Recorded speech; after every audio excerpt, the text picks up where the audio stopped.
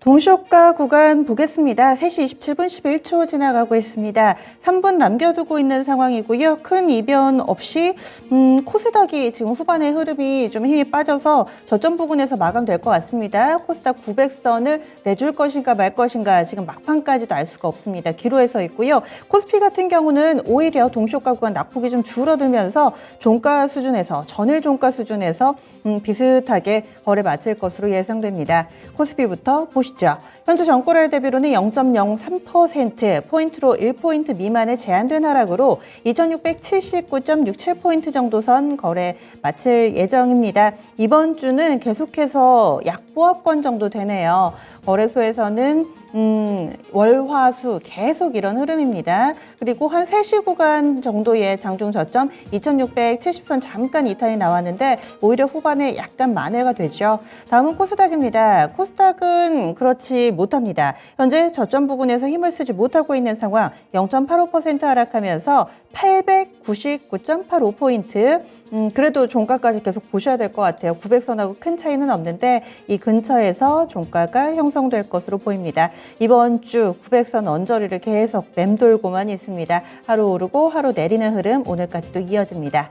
다음은 종목별로의 흐름 확인해 보겠습니다. 오늘 장에서는 하락 종목이 조금 더 많은 상황이고요. 반면에 또 상한가 종목은 있습니다. 재료에 민감하게 반응하는 요즘인데요. 거래소는 상한가가 없고요. 코스닥으로 넘어와 보시면은 코드네이처, FR텍, 에코플라스틱, 투비소프트 이렇게 총 4종목이 가격 제한폭까지 오르며 거래 마칠 예정입니다. 오늘 장에서 가장 두드러진 부분은 바로 이 플라스틱 관련된 종목군들의 급등이었는데요. 개장 전이었습니다. 러시아 쪽에서도 서방의 제재에 가만히 있지 않겠다, 맞불을 놓겠다, 우리 것을 팔지 않겠다라고 이야기를 했습니다. 이에 따라서 직접적으로 좀 영향을 받는 천연가스라든지 플라스틱 이쪽으로 좀 매기가 쏠리면서 오늘 장에서 에코플라스틱을 비롯해서 코롱플라스틱은 장중에 상한가가 들어갔었는데요. 지금 상한가 언저리까지 갔다가 풀렸네요.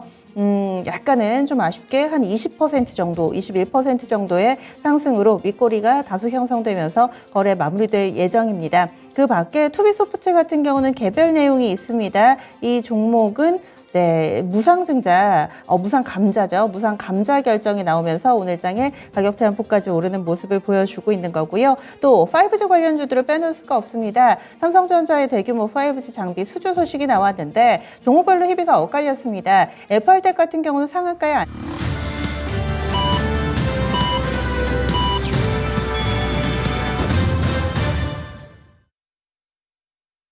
5월 4일 수요일 국내 증시 거래 모두 마무리됐습니다. 이번 주는 FOMC만 바라보면서 이러지도 저러지도 못하는 상황 속에 지수가 제자리 걸음만을 하고 있는데요. 오늘 장도 크게 다르지 않았죠. 게다가 중국 증시, 일본 증시 오늘 휴장이라서 외로운 이 6시간 30분을 보냈습니다. 전강 후 약의 하루였는데요. 그러면 주변국 증시 지금 볼 게 없으니까 미국의 야간 선물 한번 보겠습니다. 우리 증시 후반에 힘이 빠져서 미국에서 무슨 일이 있나 이런 부분도 궁금하셨을 텐데 온전히 그냥 수급 때문이었나 봐요. 왜냐하면 미국도 참고할 만한 이렇다 할 반응이 없습니다. 야간 선물이 강보합권 정도 기록하는데요. 우리 증시 진행되는 시간 동안에 변동성이 크지도 않았고 이 정도 수준으로 유지되는 정도입니다. 다음으로는 국내로 넘어와서요. 그럼 환율 동향 보겠습니다.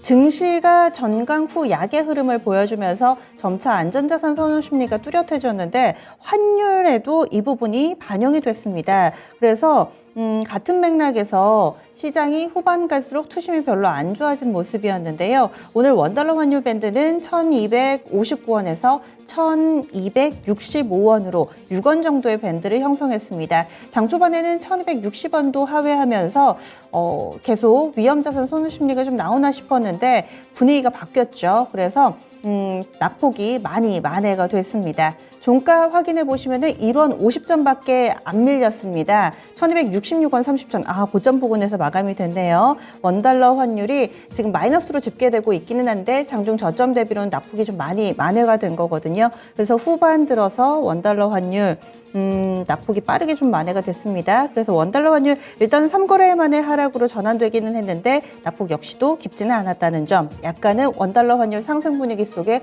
쉬어가는 모습 정도다, 이렇게 파악해 볼 수 있겠네요. 그러면 오늘 국내 증시 어떻게 마감되는지는 시황센터에서 살펴보겠습니다. 양시장이 나란히 하락으로 거래를 마쳤습니다. 전강 후약의 모습이 뚜렷하게 관측됐는데요. 여전히 시장에서는 러시아와 우크라이나 이 전쟁 관련 종목들의 상승세가 눈에 띄는 가운데 일부 정책 테마 종목들만이 급등하는 흐름을 보여주고 있습니다. 코스피 지수부터 확인해 보시죠.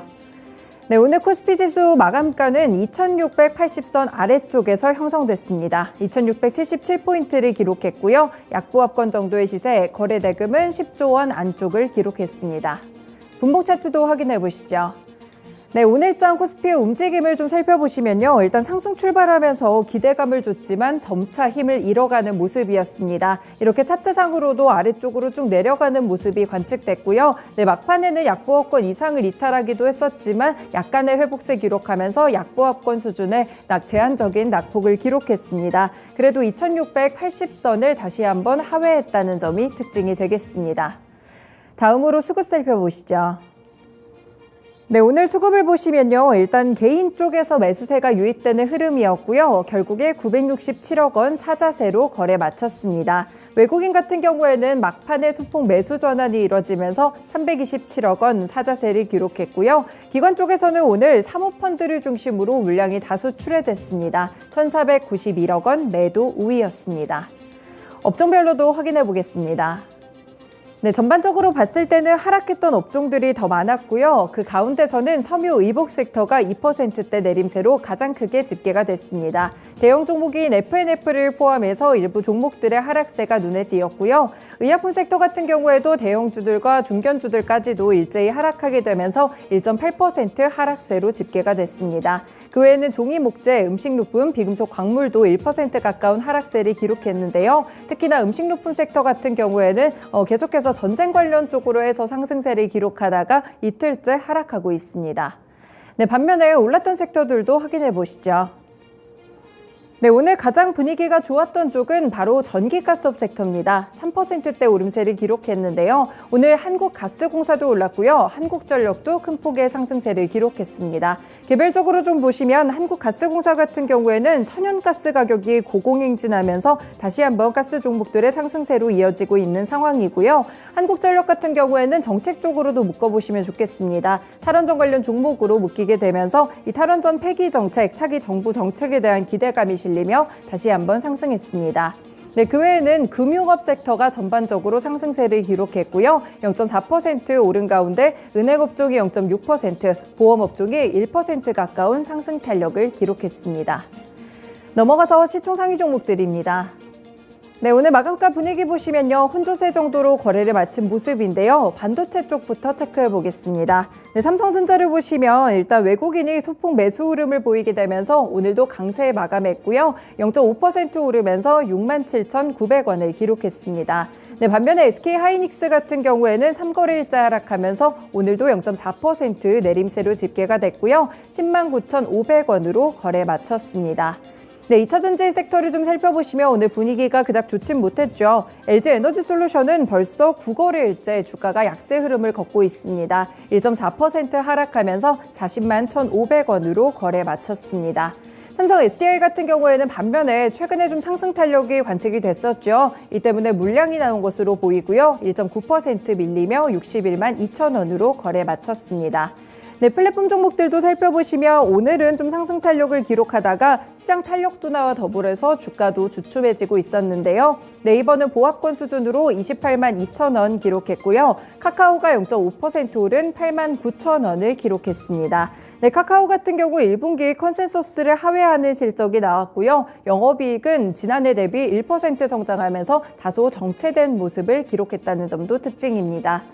네, 다른 종목들 좀 체크를 해보시면 자동차 관련 종목들은 보합권 정도에서 마무리를 지었습니다. 기아는 83,500원, 그리고 현대차 강보합권으로 18만 4천원 기록했는데요. 사실 계속해서 미국 쪽에서는 4월 판매가 모두 감소했다고 하지만 이 도요타나 혼다 등에 대비해서 봤을 때는 일부 선방하는 흐름이었다라는 평가를 받고 있습니다.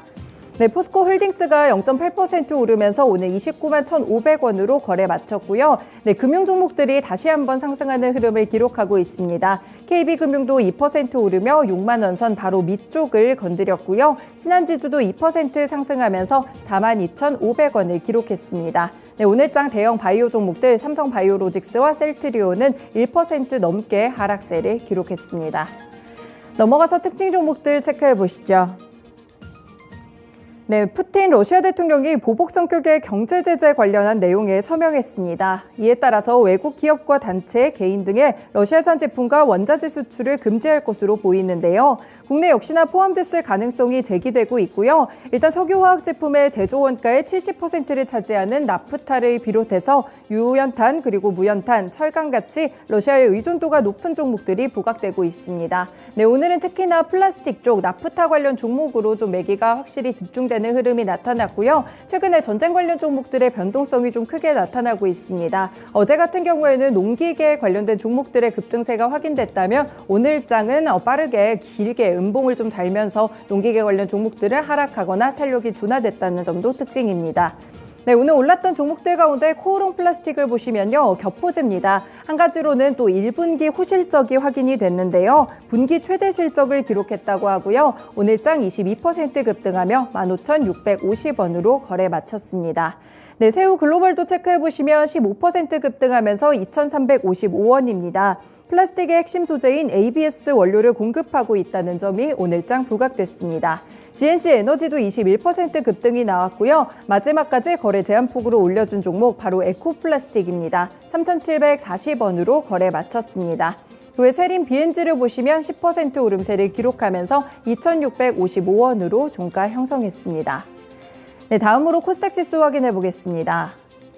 네, 오늘장 코스닥 지수 마감가를 보시면요. 900선의 지지 여부가 핵심이었습니다. 900선 정확하게 터치하면서 거래 마쳤고요. 분봉 차트상으로 봤을 때 코스피와 크게 다르지 않았습니다. 일단은 상승 출발하면서 910선을 지지하는 듯 했지만 조금 더 빠르게 10시 구간 시세가 꺾이기 시작했고요. 이때부터 하락 전환하더니 그대로 낙폭이 깊어집니다. 거의 1저점 부근에서 마무리를 했고요. 장중에는 900선 이탈이 잠깐 나왔었는데 900선 정도를 지켜내면서 아슬아슬하게 거래를 마칩니다. 다음으로 수급 보겠습니다. 네, 수급에서는 개인이 매수했고요. 1,465억 원 사자세였습니다. 외국인의 매도폭이 다소 크게 나왔는데 1,248억 원 매도하는 흐름이었고요. 기관은 177억 원을 매도했습니다. 시총 상위 종목들도 확인해 보겠습니다. 네, 전반적으로 이쪽은 봤을 때 하락했던 종목들이 더 많았고요. 2차전지 소재 종목들의 탄탄함이 확인되고 있습니다. 특히 에코프로비엠이 실적도 좋고 오늘 목표가도 다수 증권가에서 높였는데요. 5거래일 연속 주가가 상승 흐름을 기록하면서 오늘 1.7% 오른 52만 100원 선을 기록했습니다. 네, 52주 신고가까지는 아니지만 오늘 연 고점을 경신한 점도 특징이 되겠고요. LNF 동반에서 4거래일째 상승하고 있습니다. 오늘은 2% 오르면서 23만 3,500원으로 거래 마쳤습니다. 첨보 역시나 1% 상승세를 기록하면서 28만 300원의 종가를 형성했습니다.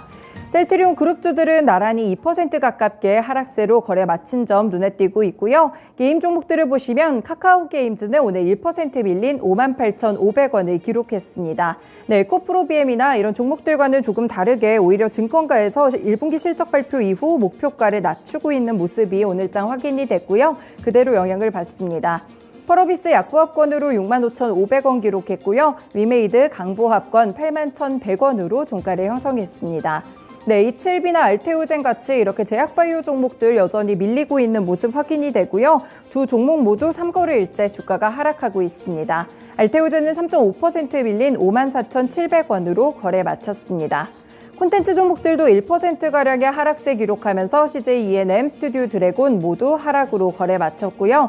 맨 아래쪽으로 보시면 에코프로가 오늘 시총 14위권에 다시 한번 진입합니다. 4% 급등하면서 9만 500원 선 터치한 모습이 나타나고 있는데요. 에코프로 BM과 관련해서 계속해서 주가 4거래일째 상승하는 흐름 눈에 띄고 있습니다. 넘어가서 특징 종목들 체크해 보겠습니다. 네, 삼성전자가 DC네트워크의 대규모 5G 통신 장비 공급사로 선정됐습니다. 구체적인 계약 금액은 알려지지 않았지만 대략 1조 원 이상인 것으로 알려지고 있고요. 미국 내에서 5G 통신 장비 계약을 맺은 것 가운데 두 번째로 큰 규모라고 평가를 받고 있습니다. 통신 장비 종목들의 급등세가 오전장에 확인이 됐었는데요. 다만 이런 종목들이 오랜 기간 주가가 좀 밀려왔었기 때문에 오늘장 이렇게 다시 한번 매물 소화 과정을 거치며 음봉 전환하거나 하락 전환한 종목까지 있었습니다. 전반적으로 보시면 관련 종목들 가운데 FR텍이 그래도 견조하게 상한가로 거래에 마쳤고요. 4,040원을 기록했습니다. 이로운이나 다산 네트워크 윗골이 길게 달면서 상승 탄력이 둔화된 모습이 눈에 띄고 있고요. 아래쪽으로 에이스테크나 기가레인, 오이솔루션, 서진시스템까지는 보시면 시초가 대비 변동성이 상당히 심했습니다. 에이스테크는 5% 상승한 11,000원 정도에 그쳤고요. 기가레인 그리고 오이솔루션 2%에서 3%가량 올랐습니다. 서진시스템 같은 경우에는 결국에 하락까지 전환을 하면서 2%가량 밀리며 18,900원으로 거래 마쳤습니다. 마지막으로 선물시장 살펴보겠습니다. 네, 현재 선물 6월물은 강보합권 수준으로 움직이고 있고요. 353포인트 지나갑니다. 수급도 체크해 보시죠. 네, 수급에서는 오늘 개인 쪽에서 일단 1386계약 사자세를 기록하고 있고요. 기관은 금융투자를 중심으로 2000계약 가까운 물량이 들어오고 있습니다. 반면 외국인 쪽의 매도폭이 좀 깊은데 현재는 3666계약을 매도하고 있습니다. 지금까지 마감시황 전해드렸습니다.